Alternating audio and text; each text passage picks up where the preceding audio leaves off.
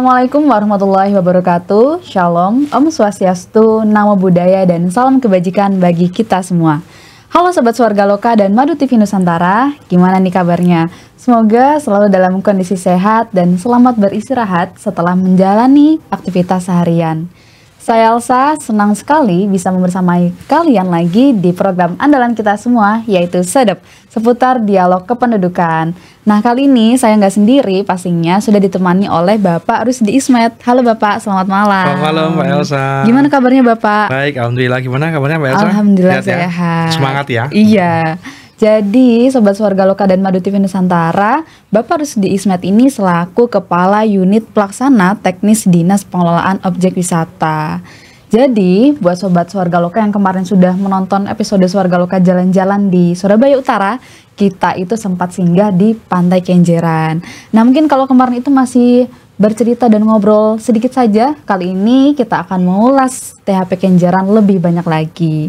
Nah, mungkin kalau dari Sobat Swarga Loka nih, Pak Rusdi Ismet, kita itu masih banyak pertanyaan terkait apa sih bedanya dengan Pantai Kenjeran baru dan Pantai Kenjeran lama, kemudian apa saja sih perkembangannya. Nah, mungkin Pak Ismet ini bisa dari awal bercerita gitu Pak, tentang bagaimana sih pendirian dari THP Kenjeran ini. Ya, Mbak Elsa. Selamat malam Sobat Swarga Loka dan Madu TV Nusantara. Jadi Taman Hiburan Pantai Kenjeran dan Pantai Kenjeran baru ini memang ada di dalam satu wilayah. Jadi di satu wilayah di Kecamatan Bulak. Nah, Taman Hiburan Pantai Kenjeran sendiri ini sebelumnya memang bernama Pantai Kenjeran Lama terkenalnya ya, Pantai Kenjeran Lama. Sedangkan untuk Pantai Kenjeran baru atau Ken Park sekarang namanya ya, Kenjeran Park itu memang dikelola oleh pihak swasta dalam ini PT Granding Jaya. Jadi Taman Hiburan Pantai Kenjeran atau yang dulunya dikenal dengan Pantai Kenjeran Lama ini memang awal muasalnya memang dikelola oleh pihak dari Angkatan Laut. Kemudian sejak tahun 1985 diserahkan kepada, waktu itu masih Kota Madya Surabaya ya sebutannya ya. Nah, kemudian Pantai Kenjeran Lama ini tercatat registernya menjadi milik pemerintah Kota Surabaya tahun 1991 untuk yang di Pantai Kenjeran di sisi selatan. Kemudian yang di sisi utara tercatat registrnya baru saja di tahun 2004. Oh iya, dari tahun 2004 itu ya Pak. Kalau misalnya kita berbicara dengan fenomena yang baru terjadi kemarin ini Pak, belum lama, yaitu pandemi COVID. Kan pastinya sebagai tempat wisata ini juga memiliki dampak dan terkena dampaknya dari pandemi yang terjadi dah. Mungkin gimana sih Pak dari THP Kenjeran ini mempertahankan sektor wisatanya ketika terjadinya pandemi? Ya memang ketika wabah pandemi COVID 2019 kemarin ya, pandemi COVID itu seluruh objek wisata ya, tidak hanya di Taman Hiburan Pantai Kenjeran, tapi sejak tanggal 16 Maret 2020 memang hampir semua objek wisata dan pusat perhotelan ya apapun ya itu memang tutup ya. Jadi termasuk di Taman Hiburan Pantai Kenjeran ini memang tidak beroperasional sejak 2020, kemudian dibuka kembali 2021. Ya memang objek wisata ini memang objek wisata yang cukup menarik gitu loh ya, dan akhirnya memang mau tidak mau karena ini adalah wabah yang cukup berbahaya ya, memang cukup apa ya, ibaratnya di kami Taman Hiburan selaku pengelola ini menurun PAD-nya, padahal kami adalah salah satu penghasil untuk PAD untuk di bidang pariwisata, khususnya untuk di Kota Surabaya gitu. Termasuk di situ efek dari tidak beroperasionalnya Taman Hiburan Pantai Kenjeran sejak COVID itu adalah banyak pedagang kami yang juga akhirnya juga terkena imbas ya memang ya. Ada total sekitar 198 pedagang kami yang juga mau tidak mau ya mereka akhirnya tidak berdagang lagi di Taman Hiburan Pantai Kenjeran sejak ditutup bulan Maret 2020. Ya memang cukup efeknya cukup signifikan sih, khususnya untuk pendapatan asli daerah Kota Surabaya. Di kala itu apakah ada inovasi dari THP Kenjeran mungkin untuk promosi secara online dulu misalnya? Ya, jadi pada saat ditutup tahun 2020 memang Taman Hiburan Pantai Kenjeran ini pemerintah Kota Surabaya melakukan revitalisasi yang mungkin sobat warga lokal mungkin pernah tahu ya, dulu Taman Hiburan Pantai Kenjeran kan waktu masih bernama Pantai Kenjeran lama kan terkenal kumuh gitu, terkenal kotor dengan banyak mungkin juga pedagang-pedagang liar yang masuk ke dalam, mungkin dikarenakan mungkin juga manajemennya mungkin juga yang masih lama juga memang belum istilahnya belum tertata dengan rapi. Nah, tahun 2020 itu kalau tidak salah bulan Oktober itu kemudian pemerintah Kota Surabaya melakukan revitalisasi. Salah satunya adalah membangun loket yang baru, kemudian mengganti loket yang lama. Kemudian juga stand-stand dari pedagang itu juga dilakukan revitalisasi yang dulunya mungkin kumuh, kemudian sekarang juga sudah dipercantik ya, lebih tertata, dipercantik. Kemudian juga ditambah juga ada beberapa zona permainan anak juga yang dimasukkan di revitalisasi untuk Taman Hiburan Pantai Kenjeran, dan ketika dibuka bulan Oktober 2021 sobat warga lokal bisa lihat ya perubahan yang cukup signifikan di Taman Hiburan Pantai Kenjeran ya. Yang dulu kumuh sekarang lebih bersih, kemudian yang dulu mungkin pada saat masih bernama Pantai Kenjeran lama dulu stand-stand itu menutupi Pantai Kenjeran, bahkan menutupi view yang ke Jembatan Surabaya, sekarang sudah direvitalisasi dan ditata sedemikian rupa oleh pemerintah Kota Surabaya. Baik, kalau misalnya setelah pandeminya, itu apa sih Pak inovasi-inovasi yang dilakukan oleh THP Kenjeran untuk mengundang lagi wisatawan-wisatawan untuk datang ke sana? Ya, salah satunya selain dari revitalisasi itu sendiri juga karena memang view dari Jembatan Surabaya itu juga cukup cantik ya, cantik. Kemudian itu juga menjadi salah satu daya tarik ya, selain yang ada di Taman Hiburan Pantai Kenjeran. Dan juga mungkin ya yang paling signifikan adalah bahwa kita semua kan ketika mengalami pandemi COVID ini kan memang jangankan untuk melakukan aktivitas ya, hanya untuk sekedar keluar kan memang kita sangat dibatasi kan itu, kalau memang tidak benar-benar hujan. Nah, dan ini juga ketika Oktober 2021 ini Taman Hiburan Pantai Kenjeran kembali dibuka, ini masyarakat yang datang memang cukup banyak itu, walaupun masih ada pembatasan.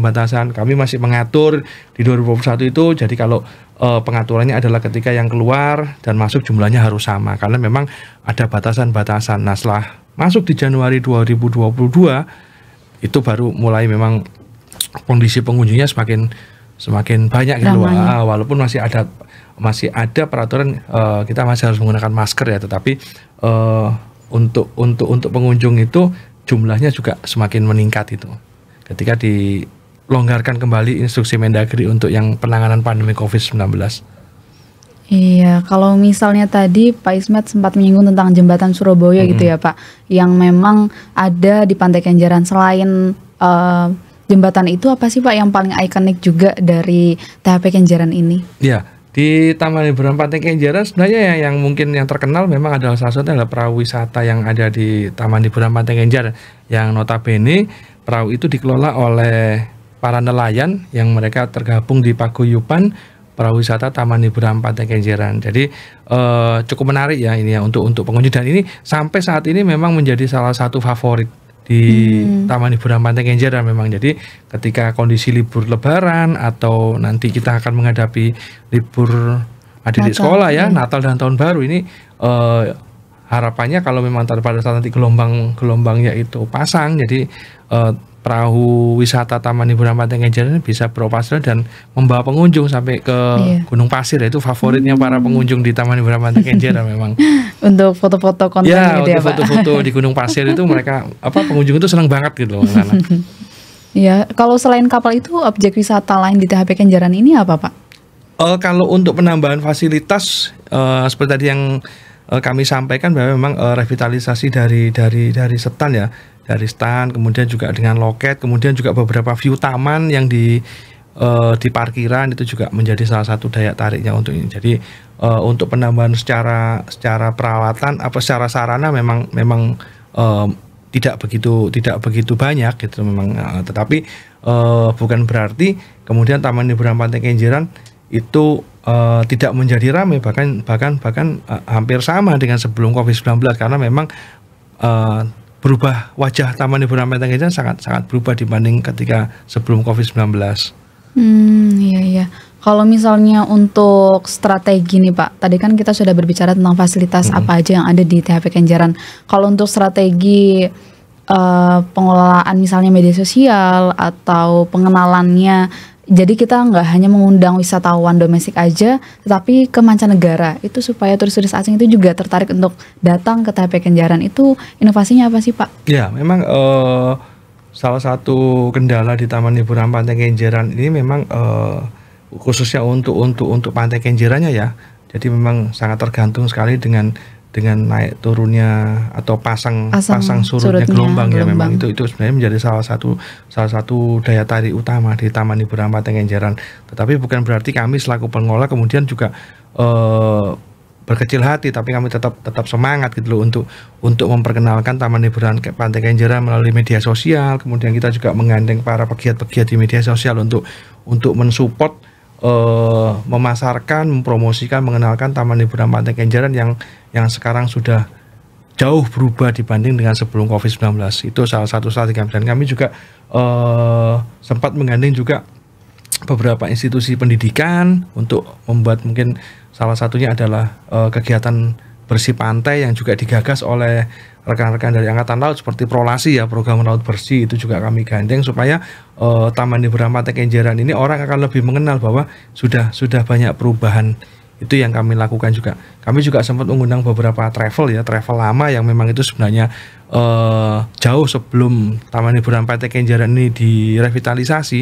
Jadi mereka kami minta pada saat dibuka kembali lebih memperkenalkan kepada tamu-tamu, kalau bisa tamu-tamu tidak hanya luar kota, tapi kalau mereka ada tamu-tamu asing, siapa mulai dari mana, dari Asia, mohon ini juga mereka bisa dibawa ke Taman Hiburan Pantai Kenjeran. Itu sih sementara strategi kami sampai saat ini, termasuk juga dari sekolah-sekolah, kemudian dari PAUD, dari itu kami undang mereka untuk berkegiatan di Taman Hiburan Pantai Kenjeran, supaya Taman Hiburan Pantai Kenjeran ini tidak hanya dikenal sebagai objek wisata alam, tapi harapan kami juga menjadi pada saat dia weekdays, dia juga bisa menjadi objek wisata pendidikan belajar di sana untuk yang adik-adik PAUD, adik-adik TK, adik-adik SD. Harapan kami seperti itu. Jadi sembari mereka belajar menikmati belajar untuk mengenal mata pelajaran yang mungkin outbound, tapi juga mereka bisa melihat pemandangan alam. Iya, sekalian liburan ya Pak. Sekalian liburan ya. Tentunya adik-adik senang sekali gitu. Jadi tidak bosen ya, mereka berada di kelas dulu gitu ya. Kalau misalnya tadi tentang perahu yang tadi ya Pak, tentang objek wisata sampai ke Gunung Pasir ya Pak kalau nggak salah. Nah itu sebetulnya perahu itu milik warga ya Pak? Milik warga yang pada akhirnya bisa di sana untuk mencari nafkah juga gitu ya Pak? Jadi yang memang tergabung di paguyuban perahu wisata Taman Hiburan Pantai Kenjeran. Mereka memang membuat satu paguyuban itu ya. Jadi memang terpisah dari perahu wisata yang ada di Taman Surabaya maupun yang ada di Pantai Batu-Batu. Walaupun dalam satu lokasi, tetapi secara pengelolaan kan memang beda gitu. Taman Surabaya tidak ada ruang terbuka hijau ya, artinya kan datang ke sana itu kan bebas, tidak ada retribusi sama seperti Pantai Batu-Batu. Jadi nelayan yang mereka tergabung di paguyuban perahu wisata Taman Hiburan Pantai Kenjeran ini rata-rata memang nelayan lama yang memang mereka sudah ada di Taman Hiburan Pantai Kenjeran sebelumnya. Kalau misalnya selain dari pasang surut tadi yang sampai berpengaruh dengan operasionalnya perahu tadi, nah itu kendala yang dialami oleh THP Kenjeran itu biasanya apa Pak?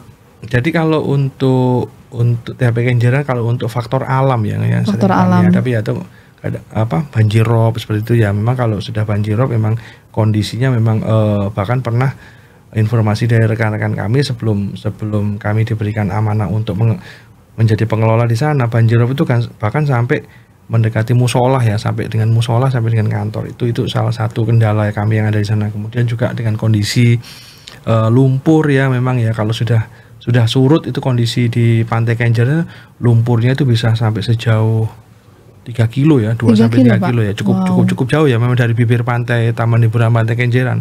Itu menjadi kendala ya, karena bagaimanapun juga yang dijual oleh Taman Hiburan Pantai Kenjeran kan selain fasilitasnya tapi juga yang terpenting adalah pantainya sebenarnya. Itu yang sebenarnya tapi tidak mengecilkan semangat kami lah untuk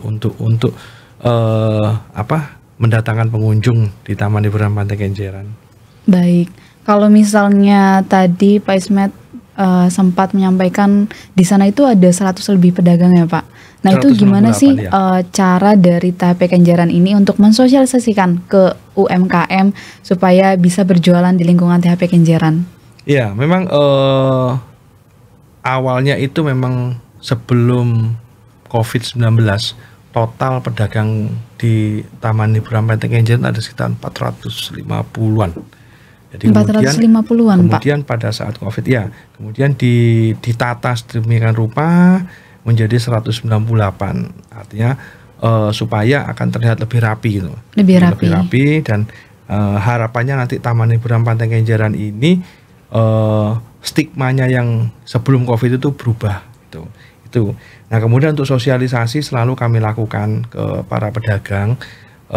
Sekali lagi memang itu adalah menjadi tugas dan tanggung jawab kami karena memang Taman Hiburan Pantai Kenjeran ini sudah sangat berubah ya, bentuk wajahnya sudah berubah jauh lebih bersih, dan itu kami dapatkan dari review para pengunjung yang mungkin mereka mereview melalui Google atau mungkin media sosial yang lain. Jadi kami selalu mensosialisasikan kepada para pedagang supaya untuk minimal menjaga kebersihan, kemudian menerapkan Sabta Pesona, itu yang paling penting. Bagaimanapun juga objek wisata dimanapun itu ketika bisa mengaplikasikan Sabta Pesona tadi, maka insya Allah pasti objek wisata itu akan selalu ramai dikunjungi dan akan semakin terkenal. Itu yang terpenting sebenarnya untuk para pedagang sebenarnya yang kami lakukan sosialisasi terus menerus itu. Kalau setiap harinya itu ada koordinasi langsung Pak dengan para pedagangnya untuk mekanisme misalnya penjualan atau mungkin nanti menjelaskan tentang jam-jam operasionalnya. Ya, kalau itu memang selalu kami lakukan ya dengan para pedagang ya, termasuk juga kami selalu siapkan juga kasir. Harapannya nanti juga pembeli atau pengunjung yang nanti membeli di stand pedagang yang di THP Kenjeran itu, harapannya mereka juga nanti bisa proses beres di loket seperti layaknya mungkin di food atau yang ada di di mall seperti itu ya. Kemudian juga kami menggandeng beberapa bank ya untuk membantu membuatkan mereka pembayaran secara QRIS. Itu kami lakukan ya. Kenapa? Supaya mempermudah pembayaran. Jadi kami mensosialisasikan salah satunya adalah pembayaran yang non tunai, itu yang paling penting supaya tidak merepotkan mereka karena terkadang memang pedagang ini kesulitan ketika kondisinya pada saat weekend, kemudian libur nasional ramai, mereka sibuk nih cari kembalian uang nih karena memang lebih menyukai tunai gitu Pak. Jadi akhirnya kami mengundang beberapa bank untuk mensosialisasikan dan membuatkan mereka fasilitas aplikasi QRIS. Itu yang kami lakukan, termasuk juga terakhir pada tahun 2022 kami minta para pedagang itu kita buatkan NIB. Nah, nomor induk berusaha. Itu yang kami harapannya supaya pedagang yang ada di Taman Hiburan Pantai Kenjeran ini ada legalitas di situ. Itu yang kami lakukan. Nah, yang bulan kemarin itu kami sudah menggandeng juga BPJS Ketenagakerjaan Mandiri. Nah, memang itu adalah program pemerintah pusat. Nah, Bapak Presiden memang mengisyaratkan supaya semua usaha, apapun usahanya, supaya mereka ada BPJS Ketenagakerjaan Mandiri. Jadi pemerintah pusat ini hadir untuk rakyatnya, dan itu yang kami lakukan. Dan alhamdulillah 198 insya Allah mereka semua sudah punya BPJS Ketenagakerjaan Mandiri. Jadi terlindungi juga ya Pak. Alhamdulillah. Itu yang paling penting sebenarnya. Jadi hadirnya pemerintah pusat, kami juga sebagai pengelola ini meneruskan kepada mereka betapa pentingnya BPJS Ketenagakerjaan Mandiri untuk mereka itu loh. Jadi bukan buat kami tapi adalah untuk mereka, untuk keluarga mereka. Kalau ya mudah-mudahan tidak ada apa-apa ya, tapi kalau di dalam kegiatan berusahanya itu ada sesuatu yang akhirnya menyebabkan mereka mungkin cacat tetap atau apa, ada perlindungan yang mengcover itu. Iya. Dan itu adalah dilindungi langsung oleh pemerintah pusat. Itu jadi yang kami lakukan baru bulan kemarin. Baru bulan kemarin kita laksanakannya. Jadi selalu ada inovasinya. Tentunya seperti itu, iya. Kalau misalnya untuk di THP Kenjeran ini, mungkin waktu-waktu atau jamnya ada nggak sih Pak, jam-jam ramai? Kalau enggak hari-hari yang ramai, itu biasanya kapan Pak? Ya, kalau untuk di operasional kami di THP Kenjeran memang dibuka jam 7 pagi ya. Jam 7 pagi. Dengan jam 4 sore. Pada saat kondisi-kondisi ramai itu kami selalu membuat pemetaan. Jadi salah satunya adalah di bulan-bulan di mana itu libur sekolah adik-adik, itu selalu ramai. Kemudian weekend, kemudian libur nasional, walaupun mungkin ada beberapa tanggal merah seperti tahun ini mungkin dia tidak jatuh di hari Jumat yang notabene biasanya dia nyambung ke Sabtu Minggu, itu juga kondisi pengunjung di THP Kenjeran juga cukup ramai walaupun tanggal merah. Satu contoh misalkan dia jatuhnya di hari Kamis, Jumatnya masih harus sekolah. Atau apa, itu masih ramai. Ya, kondisi ya mungkin tidak hanya di Taman Hiburan Pantai Kenjeran Mbak Elsa ya, dimanapun lah di objek wisata kondisi tersepi atau memang kondisinya adalah peak season, itu memang di bulan puasa. Di bulan puasa. Ya, di bulan puasa. Makanya kami juga karena mayoritas pedagang kami ini memang mereka memang beragama Islam, mereka juga minta keringanan supaya tidak sampai 1 bulan, 3 minggu itu memang tidak. Ada beberapa yang meminta supaya tidak buka gitu loh, karena memang itu kami selalu menghormati itu, karena memang kondisi di objek wisata Taman Hiburan Pantai Kenjeran ini juga pada saat bulan puasa ya memang cukup sepi, dan itu pun juga dialami oleh objek wisata lain, mungkin tidak hanya di Taman Hiburan Pantai Kenjeran ya, termasuk di kebun binatang atau dimanapun lah, dengan kondisi ketika bulan puasa itu kan memang umat Islam sedang menjalankan ibadah puasa Ramadan ya. Saya pikir itu kami pikir itu wajar itu. Hal yang normal ya, Pak. Hal normal. Tetapi setelah memasuki minggu keempat, wah, Taman Hiburan Pantai Kenjeran sudah mulai ramai, karena memang beberapa pengunjungnya itu ketika kami melakukan wawancara ya di lapangan, mereka itu memang persiapan untuk mudik dan beli oleh-oleh. Nah, itu. Jadi memang 3 minggu pertama memang mungkin sepi, setelah itu mendekati hari Lebaran sampai dengan nanti libur nasional cukup. Bahkan setelah Lebaran, setelah H+1 sampai terakhir, wah cukup ramai taman. Sangat ramai malah menurut kami. Nah, mungkin ini Pak, ada yang paling penting. Kalau misalnya untuk di THP Kenjeran ini berapa sih Pak tiket masuknya dan gimana cara membelinya? Ini pasti penting banget nih untuk Sobat Swarga Loka dan Madu TV Nusantara. Jadi Mbak Elsa, tiket untuk ke Taman Hiburan Pantai Kenjeran ini sudah naik memang ya. Jadi dengan peraturan wali kota nomor 25 tahun 2023 sejak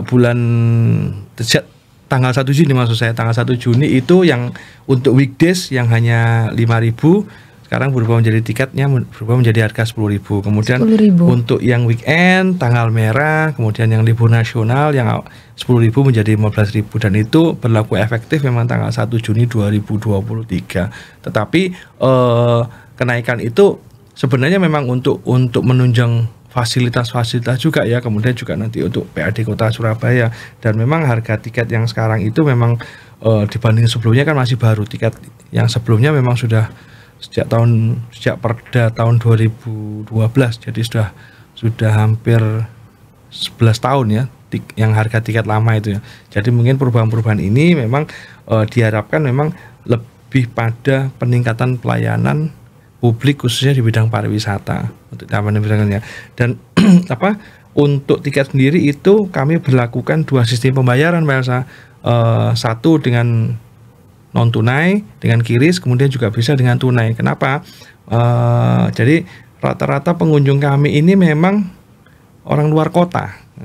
Ada yang dari Jombang, dari Gresik, dari Tulungagung, bahkan tahun kemarin kita malah dapat dari Singaparna. Jadi dan beberapa memang mereka belum tersosialisasi untuk menggunakan kiris. Jadi supaya memberikan fleksibilitas dan kemudahan untuk mereka, maka sampai saat ini untuk pembayaran secara tunai masih kami berlakukan. Gitu. Baik.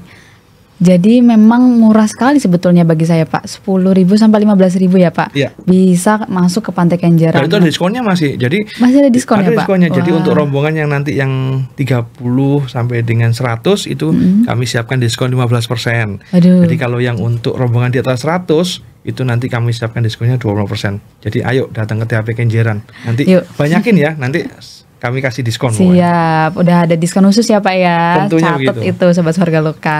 Nah seperti itu dulu Sobat Warga Loka dan Madu TV Nusantara, bincang-bincang kita yang baru aja, belum begitu banyak. Nah kita akan lanjutkan bincang-bincang lagi yang pastinya nggak kalah menarik dan informatif. Jadi sampai jumpa di segmen berikutnya.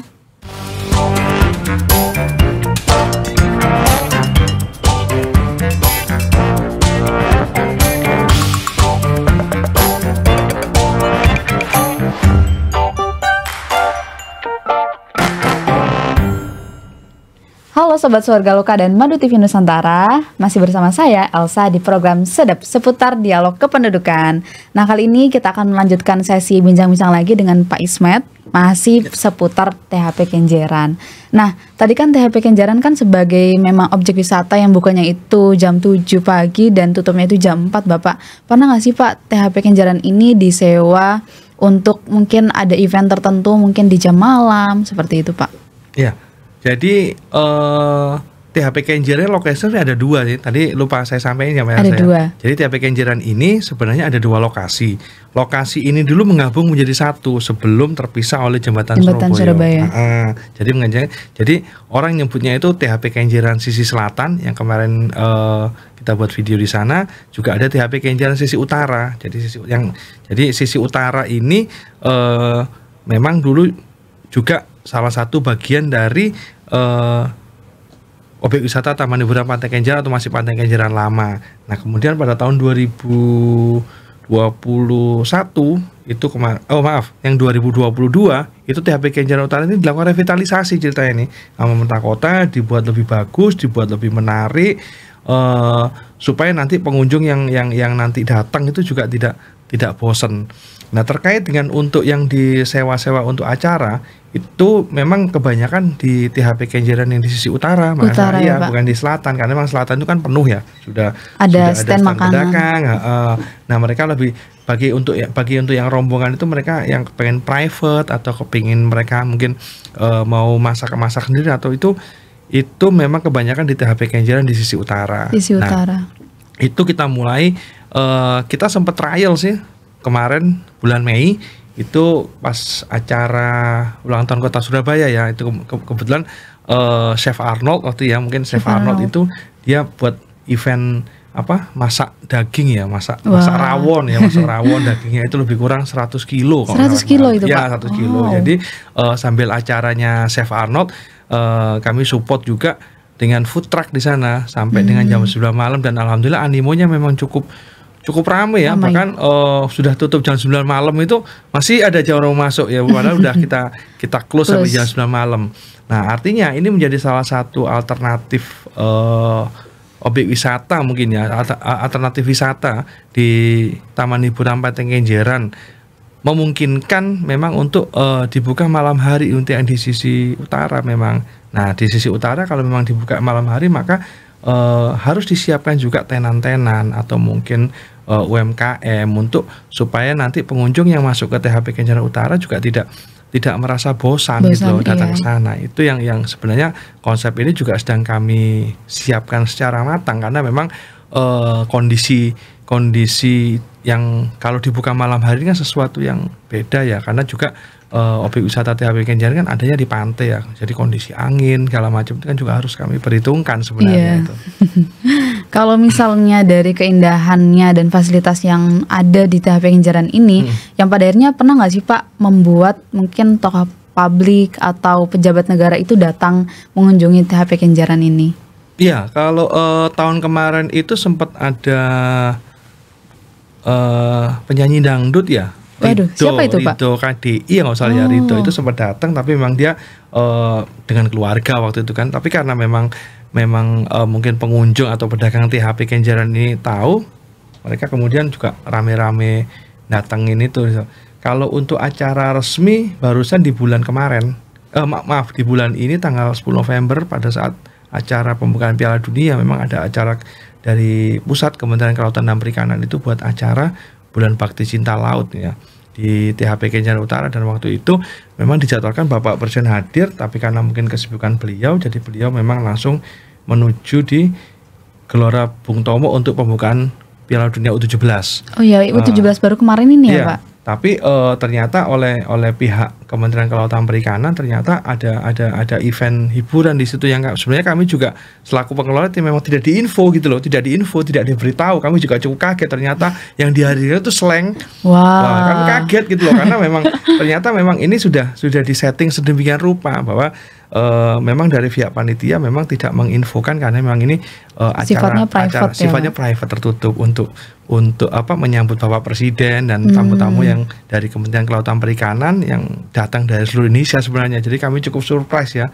Artinya THP Kenjeran ini akhirnya ada artis yang mengenal ya, artis siapa yang nggak kenal slang gitu. Kemudian vokalisnya si Kakak nyanyi dengan semangatnya, dia nyebut Kenjeran Surabaya itu buat kami meaningful ya, sesuatu yang berarti loh. Artinya artis sekelas slang mau datang ke THP Kenjeran, kemudian juga dia ke pengunjung itu meneriakkan semangat Kenjeran Surabaya, THP Kenjeran, itu sesuatu yang sangat berarti sih buat kami secara tidak langsung kan, akan semakin terkenal nanti THP Kenjeran ini. Iya. Oh iya Pak Ismet, jadi nanti di dalam segmen ini buat Sobat Suarga Loka dan Madu TV Nusantara yang masih memiliki berbagai pertanyaan dan mungkin masih ada yang bingung gitu ya Pak, nanti bisa langsung telepon ke nomor kontak di bawah ini ya. Gitu Pak. Nah kalau misalnya buat Sobat Suarga Loka dan Madu TV Nusantara termasuk saya nih Pak, kan saya dari luar Surabaya yang masih bingung aksesnya ke sana, mungkin bisa naik transportasi umum. Nah itu bisa naik apa sih Pak untuk ke sana? Ya sementara ini memang untuk transportasi umum itu kami sudah mengusulkan juga ke via Dinas Perhubungan supaya nanti ditambah angkutan feeder wirawiri. Ya memang untuk saat ini memang kebanyakan kendaraan pribadi, kemudian mobil travel dan bis ya yang memang datang ke berkunjung atau berwisata ke Taman Hiburan Pantai Kenjeran. Jadi kami memang sudah menyampaikan ke Dinas Perhubungan untuk membantu. Saat ini untuk Surabaya Bus sendiri kan memang hanya berhentinya di Kenpark ya, di Pantai Kenjeran baru, dan untuk menuju ke Taman Hiburan Pantai Kenjeran ini belum ada transportasi yang mumpuni. Salah satu yang kami butuhkan sebenarnya adalah feeder yang wirawiri tadi sebenarnya Pak Elsa itu. Tapi kami sudah koordinasi dengan via Dinas Perhubungan. Insya Allah nanti akan segera disiapkan unitnya. Ya, karena memang juga ada pengunjung yang memang suka tanya gitu loh. Pak kalau saya mau ke sini saya bisa nggak naik angkutan transportasi wirawiri? Ya, itu sedang kami koordinasikan dan Insya Allah mungkin sesegera mungkin akan segera disiapkan rutenya oleh via Dinas Perhubungan untuk yang feeder wirawiri tadi. Iya. Kalau misalnya itu dari segi akses transportasi dan akomodasi, kalau misalnya untuk di THP Kenjeran ini kan ada pertunjukan air mancur menari ya Pak? Ya untuk malam hari. Nah itu di jam berapa aja sih Pak? Ya jadi air mancur menari ini memang setiap minggunya nyalanya memang 3 kali Mbak Elsa. Jadi 3 kali. Jumat malam, hari Jumat malam, kemudian hari Sabtu malam Minggu dan Minggu malam Senin. Nah, jadi mulai pukul 18.30 kemudian berakhir di 20.30. Waktunya memang hanya 2 jam. Ya karena memang kondisi memang kalau air mancur itu juga kalau memang dinyalakan terlalu lama kan juga mungkin panas atau apa ya. Iya. Jadi itu menjadi pertimbangan ya. Juga memang kondisi secure atau keamanan memang juga harus dipertimbangkan. Kalau harus dibuka sampai malam sampai jam 12 juga nggak mungkin kan. Kemudian kalau misalnya untuk di THP Kenjeran ini, kalau di Suarga Loka itu kan ada mahasiswa magangnya nih Pak dari MSIB gitu ya. Kalau misalnya di THP Kenjeran apakah menerima juga mahasiswa magang untuk membantu mengelola di situ Pak? Kalau di THP Kenjeran sudah cukup lama ya Pak menerima di sana ya. Jadi memang sebelum ada Taman Hiburan Pantai Kenjeran atau masih objek wisata Pantai Kenjeran lama, banyak sih mahasiswa yang di sana. Saat ini yang masih magang di sana itu dari Universitas Airlangga ya, jurusan destinasi wisata, juga ada dari UPN ya, itu juga masih magang di tempat kami. Jadi memang kami selaku pengelola objek wisata Taman Hiburan Pantai Kenjeran memberikan keleluasaan untuk adik-adik mahasiswa untuk magang. Bahkan kami berharap juga sekolah-sekolah menengah kejuruan yang mungkin jurusan pariwisata atau mungkin jurusan administrasi juga bisa bergabung untuk magang di tempat kami di Taman Hiburan Pantai Kenjeran itu loh. Kami cukup senang ya support untuk itu ya. Kalau misalnya untuk jurusannya apakah memang yang harus di sektor pariwisata atau misalnya kayak ada sejarah nih Pak, kalau saya kan dari sejarah atau mungkin dari sastra Inggris yang bisa rencananya ingin magang di sana mungkin untuk menyalurkan bidangnya, misalnya di sastra Inggris nanti barangkali ada mancanegara tamunya, nanti mereka ini bisa berkontribusi di situ. Apakah kalau misalnya untuk mahasiswa magang ini terpatok di jurusan pariwisata aja atau gimana Pak? Untuk saat ini sih kami tidak mematok ya. Tidak mematok untuk jurusan.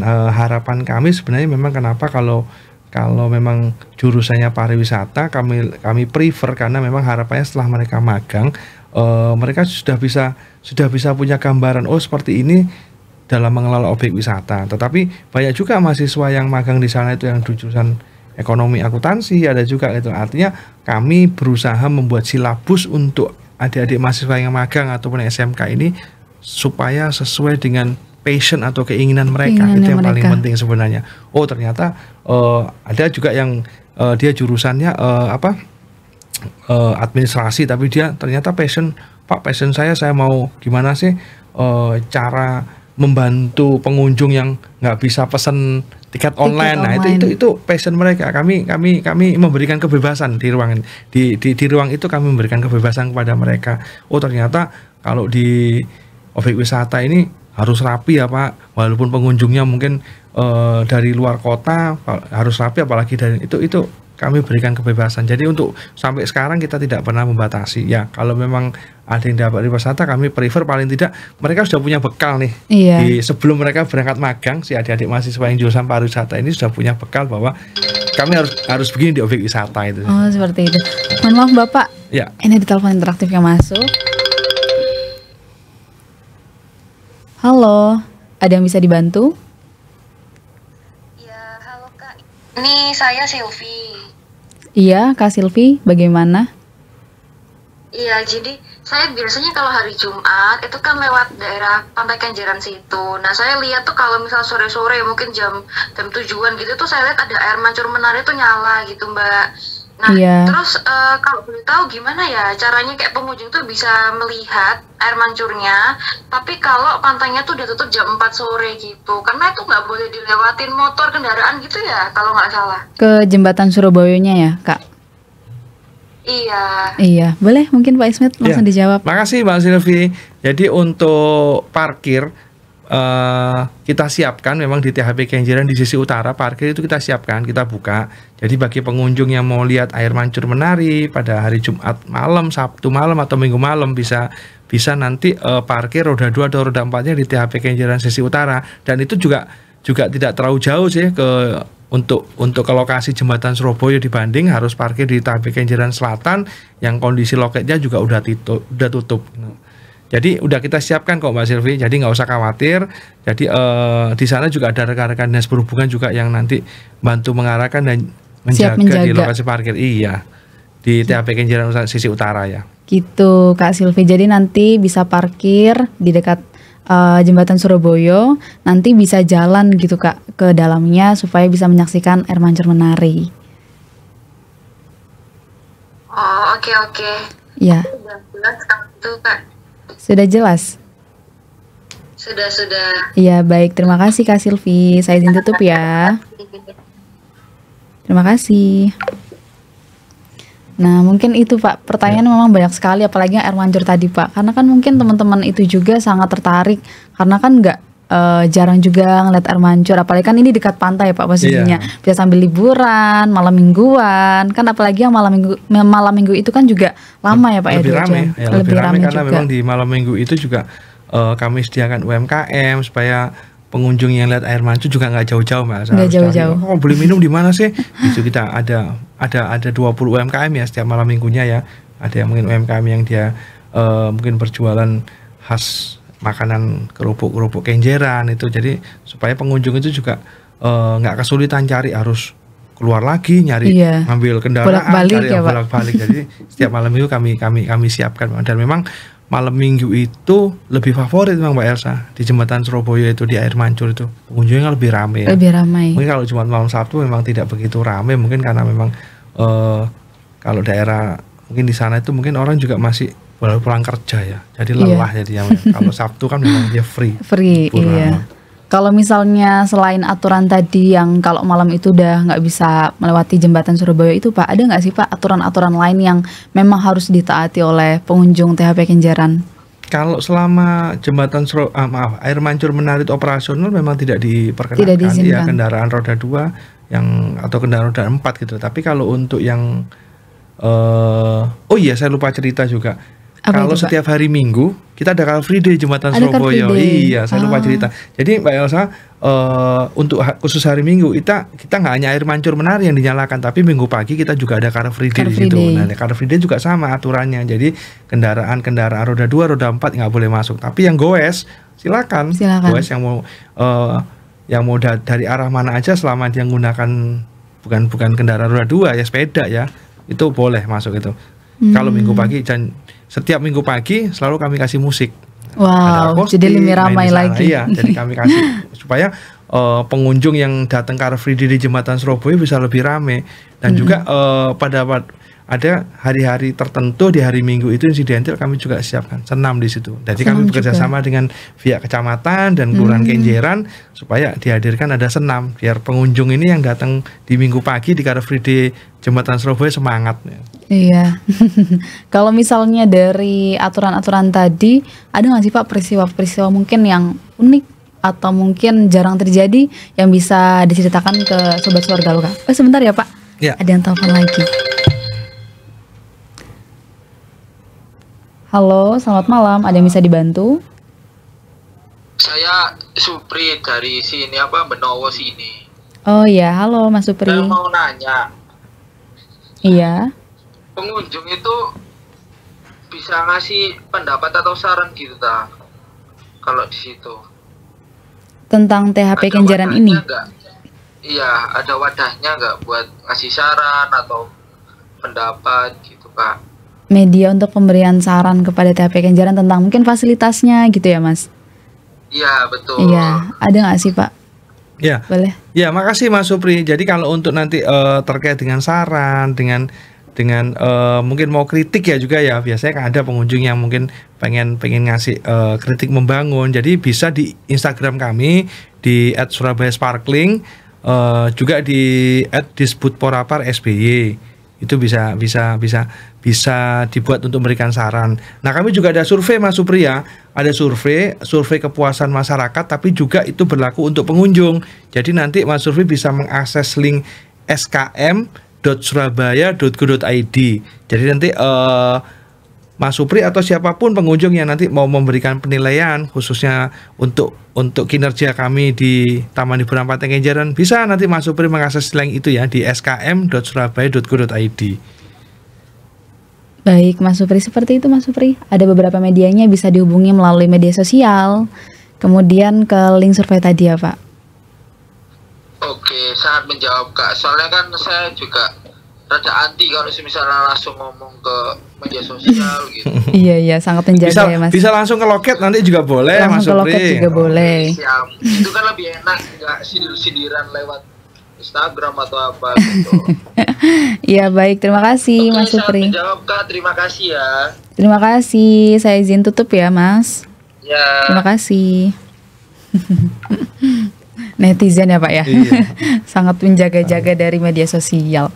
Ya, mungkin kalau tadi Pak, kembali ke pertanyaan tadi, ada nggak sih Pak peristiwa-peristiwa yang mungkin unik dan menarik atau mungkin hal lucu yang terjadi yang bisa diceritakan ke Sobat Keluarga Loka dan Madu TV Nusantara? Ya, kalau untuk peristiwa khusus kalau di Taman Hiburan Pantai Kenjeran memang kebanyakan sih ini. Yang paling lucu itu ketika pengunjung itu mandi lumpur Pak. Jadi karena pada kondisinya surut, kemudian karena terutama adik-adik ya, pengunjung yang anak-anak ini kan suka banget ya berenang ya.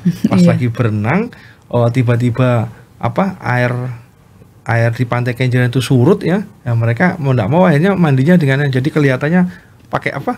Pakai lumpur semua gitu. Iya. Dan itu asik, dan itu ketika kami foto ya, di foto rekan kebetulan waktu itu juga kondisinya ada beberapa rekan media yang lagi main ke Taman Hiburan Pantai Kenjeran, terus kami minta mereka juga ngeliput itu. Jadi seperti patung ya mungkin ya, karena badannya adik An ini berlumuran lumpur. Jadi kami jadi inget lomba semacam triathlon gitu ya, yang di luar negeri kami lupa ya saya, apakah itu di Perancis atau di mana ya. Jadi kan mereka lombanya kan di lumpur ya, jadi lari di lumpur kemudian nanti sambung lagi, dan itu lucu sih buat kami gitu loh, karena kelihatan banget lumpur sampai ketutup dibuat mainan sama adik-adik pengunjung yang mandi lumpur tadi itu. Lucu banget. Nah, kalau misalnya untuk event khusus gitu ya Pak, kan sebentar lagi mau ada libur Nataru, Natal dan Tahun Baru. Ada nggak sih Pak event khusus yang diselenggarakan oleh THP Kenjeran?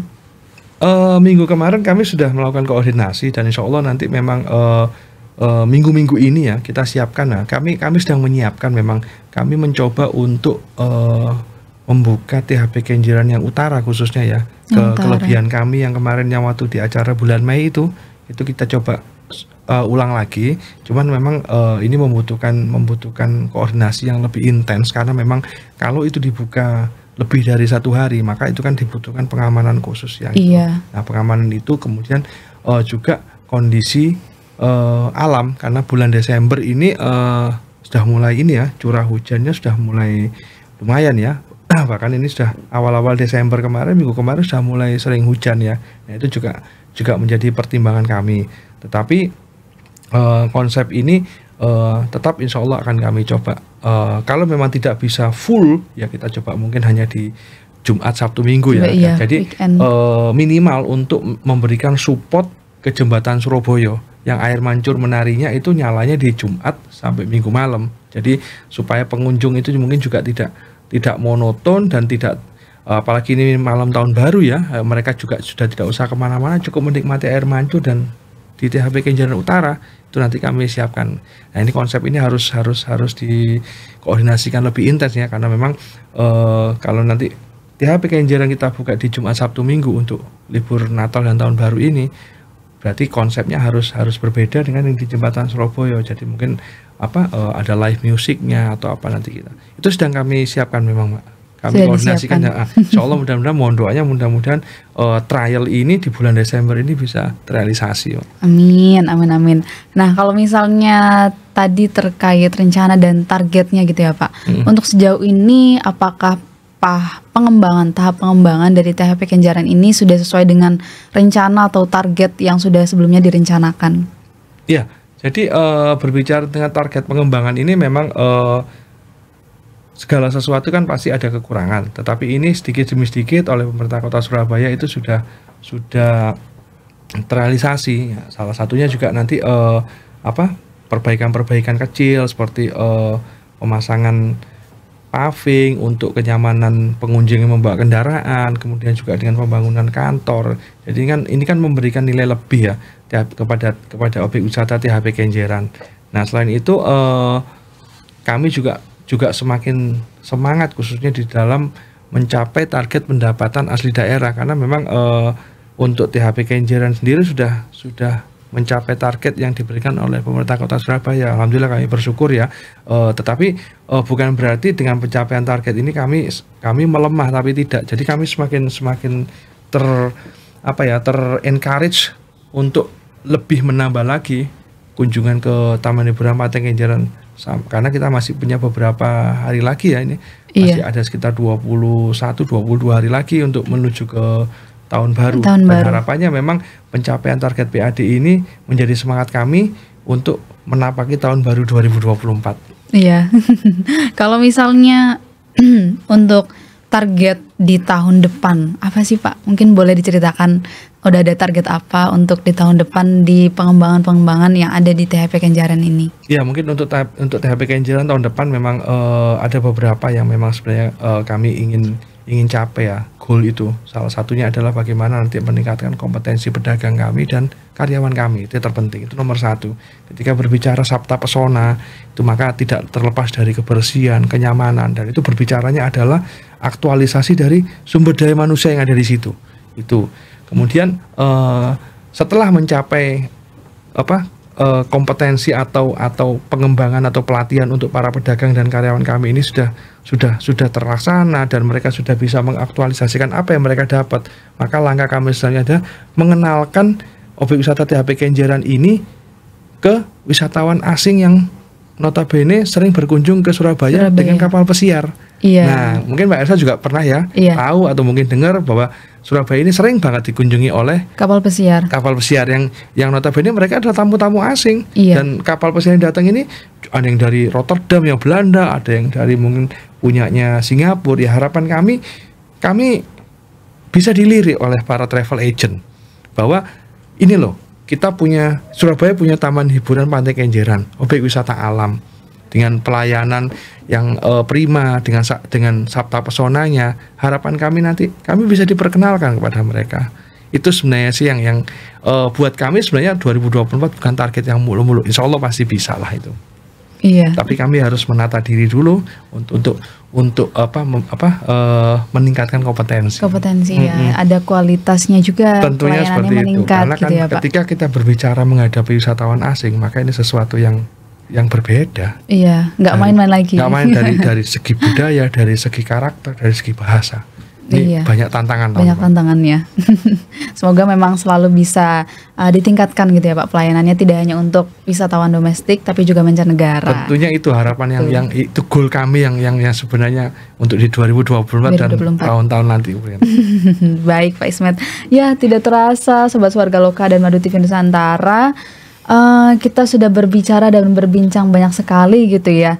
Nah, jadi pada episode kali ini udah kita harus akhiri dulu, tapi sebelum saya akhiri mungkin Pak Ismet ada mungkin pesan-pesan maupun ajakan gitu Pak, ajakan kepada Sobat Warga Loka dan Madu TV Nusantara untuk cepat-cepat datang ke THP Kenjeran ini. Ya, untuk Sobat Warga Loka dan Madu TV, ayo monggo kita semua datang ke THP Kenjeran.